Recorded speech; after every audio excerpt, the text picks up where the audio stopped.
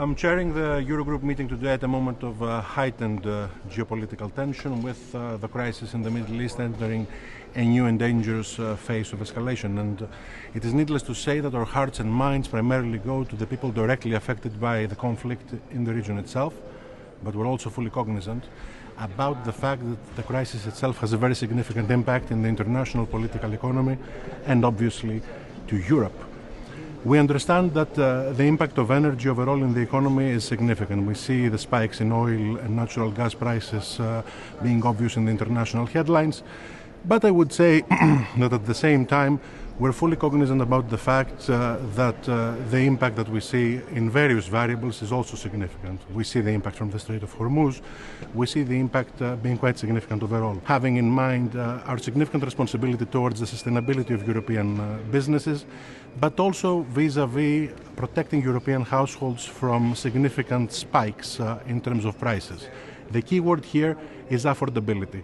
And the key word here is to also fully understand and monitor the fact that the impact that Europe can have from this crisis can manifest itself not only through prices in energy, but also through other variables, the cost of fertilizers, air traffic, and even the indirect impact of financing conditions. So we fully understand our responsibility, and we're fully aware about the fact that overall in all those types of issues, the Eurogroup has a very significant role to play, a very important role to play. Generally speaking, ensuring Europe's competitiveness, focusing on resilience on the one hand and growth on the other hand, is the key message that we have in front of us. First of all, today we had planned to raise the energy policy discussion before the crisis manifested itself in the Middle East, as I mentioned. And there the core topics that we had in mind were the connectivity between the European member states and the fact that we don't have a single European energy market as we should have. This is why I mentioned before competitiveness vis-à-vis the European businesses as a core element in the discussion. At the same time, now we have a crisis manifesting itself in the Middle East.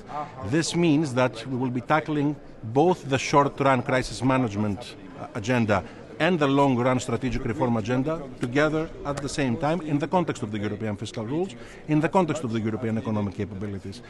We're open to discussing measures. It is a function of how the crisis will manifest itself in the coming weeks. We have a toolkit that we advanced in the past. The toolkit is the 2022 toolkit from Russia's invasion to Ukraine. We're not yet there. We're following the situation, we're focusing on the situation, and we're also cognizant of the fact that this toolkit needs to be adjusted and adapted.